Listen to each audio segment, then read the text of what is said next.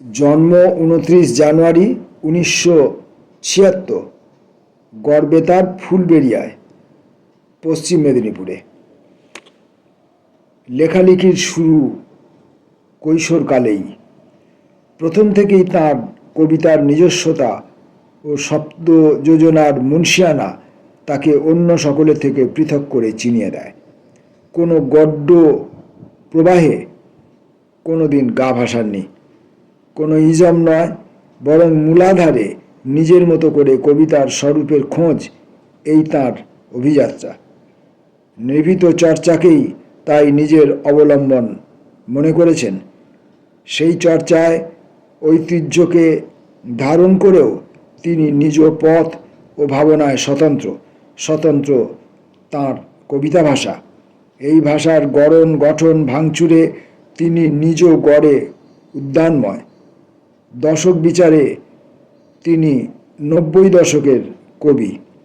1995 থেকে 2005 এই সময়কালের কিছু সময়ের জন্য মফস্বল নামে একটি কবিতা পত্রিকার সম্পাদনা করেছেন। পরে বন্ধুদের সঙ্গে যৌথ সম্পাদনায় বুদবুদ। তাঁর শখ বই পড়া, গান শোনা, ঐতিহাসিক স্থান ঘুরে দেখা। এই এত কিছু যা বললাম, এগুলি কবি রাধে ঘোষ সম্পর্কে বললাম, এবং বললাম তাঁরই একটি কবিতার বই, ক্লোরোফিল সংকলন। আপনারা স্ক্রিনের মধ্যে দেখতে পাচ্ছেন ক্লোরোফিল সংকলন বইটির প্রচ্ছদ। কবি রাধে ঘোষ, তাঁরই পরিচয় অবহিত করার জন্য তাঁরই বই থেকে আমরা এই অংশটুকু পড়ে শোনালাম। ক্লোরোফিল সংকলন, কবির নাম রাধে ঘোষ। কবিতিকা এই প্রকাশনী থেকে বইটি প্রকাশিত হয়েছে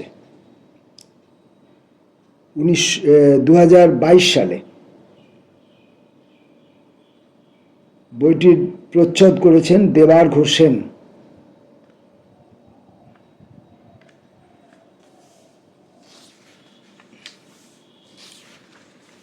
আমরা এই বইটি থেকে কয়েকটি কবিতা পড়ে কবির কবিতার নমুনা, তার কবিতা লেখার যে ভাষা, সেই ভাষার নমুনা, কবির কবিতার মধ্যে ব্যবহৃত শব্দাবলীর কিছু পরিচয় এবং কবির দৃষ্টি এবং শ্রুতি ইত্যাদি সম্পর্কেও আমরা অবহিত করব। কারণ একজন কবিকে লিখতে গেলে তার একটি নিজ ভাষা থাকা দরকার, তার নিজস্ব কিছু শব্দাবলী থাকা দরকার, যেগুলি তার লেখায় বারংবার পুনঃ ব্যবহৃত হয়, অথবা এমন কিছু শব্দ যা তিনি নিজে তৈরি করছেন। আর তার দেখার জন্যে আলাদা চোখ থাকা দরকার এবং শুনবার জন্যে তার আলাদা কান থাকা দরকার। কারণ ধ্বনি এবং দৃশ্য কবিতাকে সমৃদ্ধ করে তোলে, এবং আমার বিশ্বাস রাধে ঘোষের কবিতার মধ্যেও এই উদাহরণ আমরা দেখতে পাব। প্রথম কবিতাটি পড়ব, লার্ভা লিপি। লার্ভা লিপি এই কবিতাটির যে নামকরণ, এই নামকরণের প্রথম শব্দটি দিয়েই আপনারা বুঝতে পারছেন যে কবি শব্দ সম্পর্কে ব্যতিক্রমী মানুষ। তিনি যে শব্দ ব্যবহার করছেন সেই শব্দ হয়তো তথাকথিত অভিধানের মধ্যে পাওয়া যাবে না। আলোর টুংটাং গৃহ, গৃহিণী পাতায় ছলকালো, ফোম ভ্যালুজ, শাইন পিচঢালা বিষণ্ণ সিগ্ময়তাকে বাতাবি প্রদক্ষিণ, বিষণ্ণ সিগ্ময়তাকে বাতাবি প্রদক্ষিণ, লাল লোডেড ভামিনীরা গতিপথে গড়চূড়া বাতির দৃশ্য কাটুন। ছ্যাঁতরানো দৃশ্যে স্পিডোমিটার ভরে যায় প্রত্যেক স্মৃতিমুখী স্কুল। লক্ষ্য করবেন স্মৃতিমুখী শব্দটির দিকে, স্মৃতিমুখী স্কুল। ডিং ডিং কুডাকে উত্তিষ্ঠিত বউ, রস উকারে পাড়ি দেয় সামিয়ানা। এখানে রেকর্ডেড হৃদিনীরা চিত্র লাটভার লিপিমাসি লক্ষ্য করবেন। লিপিদের প্রমত্ত নগরে কেউ কেউ সজাগ ট্রাক্টরিল অন্ধহংসী। শীতের ডাক্তারবাবুর মতে ছবিওয়ালার পিস্তলে আলো নেই। আলোমান লক্ষ্য করুন শব্দ, আলোমান চিত্রের আড় ভাঙা আর্টিফিসি, তবু ফোম ভ্যালুজ রয়ে যায় আর গুহার গেহ।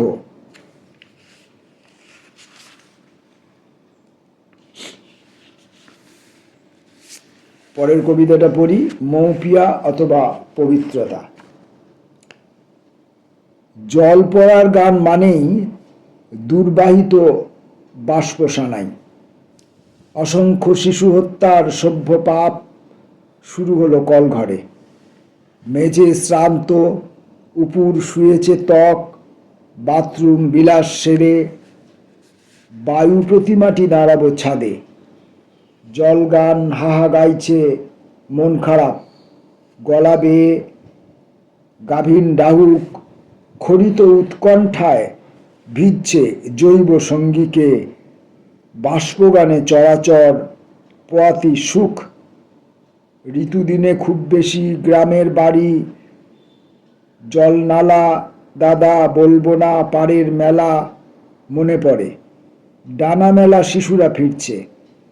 গতকাল পরিচিত প্রলয়ের সাথে ঘুরে আসা যায়, যাওয়া কি যায় আজন্ম করিডোরের বন্ধুতা ফেলে, অথবা আমি আপাতত সুরপ্রিয় শিশুটি যাব উন্মুখ সাদা পায়রার পবিত্রতা ছুঁয়ে সীমান্তবর্তী তারের ব্যবহার ও সুরমালা জানাতে।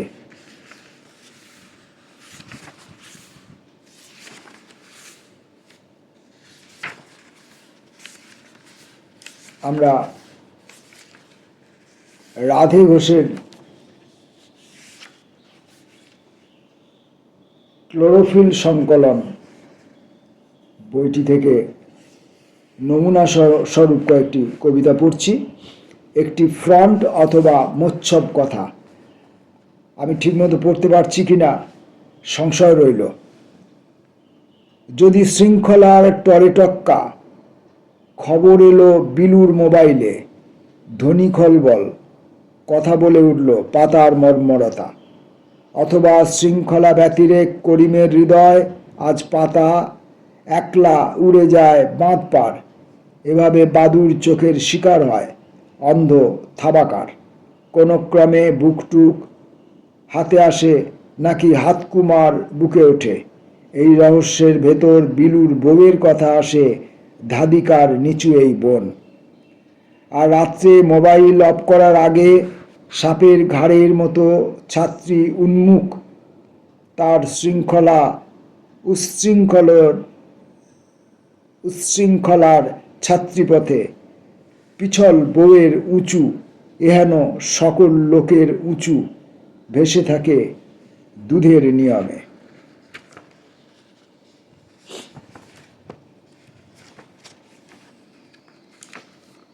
ন্যানো সিরিজের অনেকগুলো কবিতা আছে, সেখান থেকে আমরা ন্যানোর দু একটি পড়ে তার পড়তে পারি নমুনা স্বরূপ। ন্যানো এক। ধারণের ক্ষুদ্রে দুরূহ পৌঁছে যাবে 2004-এ সেই কুয়ো কেটে নেমে যাওয়া বাইক।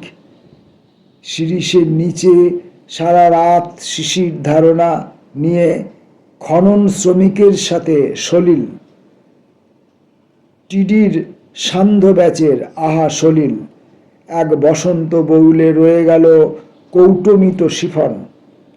নৌকায় তার মাউথ অর্গানে বাষ্পিত অস্বচ্ছতা, জেগে রইল প্রিয় বাইকের ধনিক নাভি, বর্ণযুক্তির ঘনায়মান কয়ের মুখরতার সঙ্গে মূর্ধন্যস্বয়ের কিছু রাসায়নিক, মন্দির থেকে শুভমিতার মেল, ত্রিবেণী স্ন্যাপ, কেন্দ্রাতিগ বুদ্বুদ সমস্ত ন্যানোর পরমে যাবে।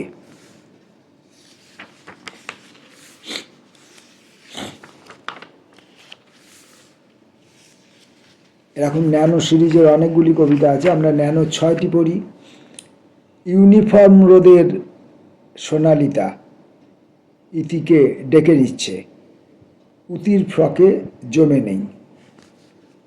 ক্রিক্লাস আগুর যে হোমটাস্ক শিখবে, সংকলিত মনে মনে সঙ্গ দেবে, সম থেকে সং অবধি মলাট খুলে তরঙ্গ দেবে। আবার পড়ি, ভালো করে শুনতে হবে শব্দগুলির ব্যবহার, শব্দগুলি কোথায় কোথায় ভেঙে আলাদা করে কিভাবে ব্যবহার করা হচ্ছে, কিভাবে বলতে চাওয়া হচ্ছে। ইউনিফর্ম রোদের সোনালিতা, সোনালিতা ইতিকে ডেকে নিচ্ছে, উতির ফ্রকে জমে নেই। ক্রিক্লাস আগুর, ক্রিক্লাস আগুর যে হোমটাস্ক শিখবে, সংকলিত মনে মনে সঙ্গ দেবে, সম থেকে সং অবধি মলাট খুলে তরঙ্গ দেবে। এই যে ইতি উতি, এই শব্দকে ইতিকে ডেকে নিচ্ছে, উতির ফ্রকে জমে নেই। ইতি উতির ফ্রকে জমে নেই, ইতিকে ডেকে নিচ্ছে। ক্রিক্লাস আঙুর যে হোমটাস্ক শিখবে লিখবে, ক্রিক্লাস আঙুর যে হোমটাস্ক লিখবে, সংকলিত মনে মনে সঙ্গ দেবে, সম থেকে সং অবধি মলাট খুলে তরঙ্গ দেবে।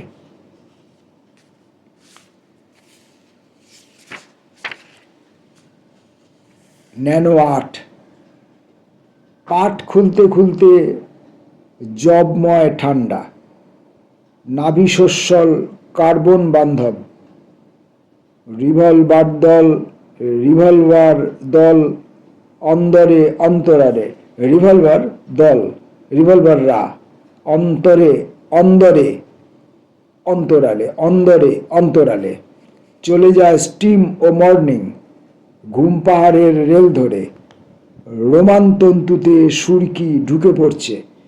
এসব ইমেজ গুহ্য থাক আরো নিম্নে চুনায়।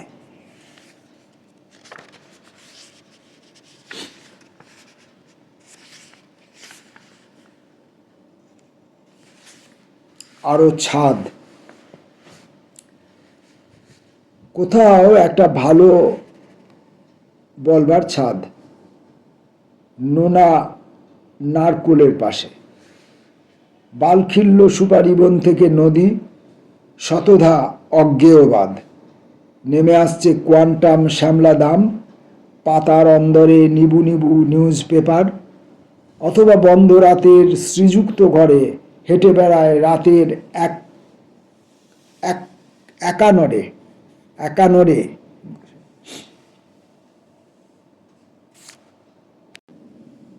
আরো ছাদ, কোথাও একটা ভালো বলবার ছাদ, নোনা নারকেলের পাশে, বালখিল্য সুপারি বন থেকে নদী, শতধা অজ্ঞেয়বাদ, নেমে আসছে কোয়ান্টাম শ্যাওলাদাম, পাতার অন্দরে নিবু নিবু নিউজ পেপার, অথবা বন্ধ রাতের শ্রীযুক্ত ঘরে হেঁটে বেড়ায় রাতের একানরে। সহসা এক নঘরা ঘুরে ফিরে মৌসুমি দিনগুলি নতুন জলের ফিলোজফি ধরে, স্টাফ রুমে জিওল ওঠে, মঞ্চে মাইক্রোফোন ভেস্তে বক্তব্যের দেহাতে পুরাতনী ওয়াও, পার্টির নাথবৎ গঠনতন্ত্রে কিছু অপ্রতিভ ফুল, সাইট কিছু কোমল আইএএস, কোথাও একটা ভালো বলবার ছাদ আর নারকোল।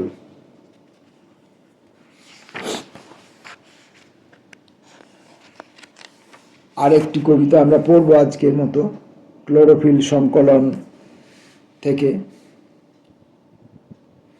এই কবিতা আমি সদ্য বইটি পেয়েছি হাতে এবং প্রথম পাঠেই আপনাদেরকে ভিডিওতে শোনাবার জন্য বসেছি।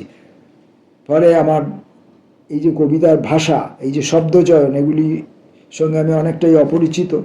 রাধে ঘোষের কবিতা অল্প বিস্তর পড়ে থাকতে পারি, কিন্তু একসঙ্গে এভাবে পড়িনি। আর এই সঙ্গে আমার আজকে গলা বসে আছে এবং প্রতিদিনকার মতো আমি চোখেও কম দেখি, এবং যখন আমি সাধারণ যে সমস্ত আবহমান কালের যে সাধারণ কবিতা পড়ি, তখন বক্তব্যের স্বাভাবিকতা অনুযায়ী আমি পড়ে যাই। সেক্ষেত্রে আমি চোখে কম দেখলেও সেটা আমার নিজের স্বাভাবিকতা দিয়ে আমি ওটাকে মেকআপ করে দিতে পারি, সঠিকটা ধরে নিতে পারি। কিন্তু এখানে শব্দ বাক্যের এত বেশি পরীক্ষা নিরীক্ষা করা হয়েছে যে এখানে আমি আমার নিজের উপস্থিত বুদ্ধি বা নিজের আমি ক্রমিকতাকে ব্যয় করতে পারবো না। তাই আমাকে এই কবিতাগুলো বহুবার পড়ে অভ্যস্ত হতে হবে, নচেত আমি পাঠের সময় হোঁচট খাবই। প্রেত পরিকল্পনা। জলের প্রয়োজন বুঝে এই প্রেতময় জলোত্তকার দিকে যাচ্ছে। হে সমীহ চূড় শাল, বিবিধ পতনের ক্ষণ মেজেন্টা, লাবণ্যের চোরাগোপ্তা নদী, তোমাদের সালাম। সালাম এখানে পুকুরিয়া রাখা ফেন। শর্তের সাপেক্ষে এইটুকু স্লাইস নিরাজ্যে ছড়ানো হত্যাকাল। রাজনীতি রং, তুমি সুমহিম আবাল্যের নিমজ্জন। কবিকৃত আঙারিয়ার যাবৎ না চেনা এসবই নীতিপ্রেমে এক জলোত্তকার দিকে যাচ্ছে। আজকে আমরা রাধে ঘোষের ক্লোরোফিল সংকলন থেকে এই কয়েকটি কবিতাই পড়লাম নমুনা স্বরূপ। এই কবিতার বই বারবার করে পড়তে হবে, কবিকে চিনতে বুঝতে হবে, তার ভাষা এবং শব্দাবলীর সঙ্গে পরিচিত হতে হবে। আমি এই প্রসঙ্গে দু একটি কথা বলবো। আমরা যে সাধারণভাবে যে আবহমান কালের যে কবিতা পড়ে আসি, যেখানে স্বাভাবিক প্রবণতা, স্বাভাবিক বোধ অনুভূতির গুলির সরল যে প্রবর্তনা হয় কবিতার ভেতরে, সেখানে এই পরীক্ষা নিরীক্ষামূলক কাজগুলি থাকে না। নতুন শব্দ প্রয়োগের, নতুন শব্দ নির্মাণ, নতুন শব্দের অন্বেষণ, এমনকি যে সমস্ত শব্দ অভিধানে পাওয়া যাবে না, শব্দগুলি পাঠের ভেতর দিয়ে শব্দগুলির অর্থ উপলব্ধি করতে হবে, খুঁজে নিতে হবে। এই সমস্ত প্রেক্ষা ওই সাধারণ কবিতার মধ্যে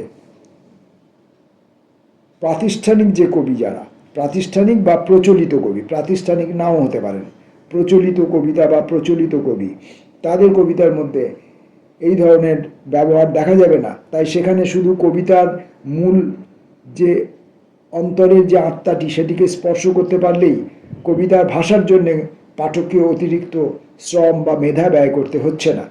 কিন্তু রাধে ঘোষের কবিতা বা এই ধরনের আরও অনেক কবি, যারা শব্দ বাক্য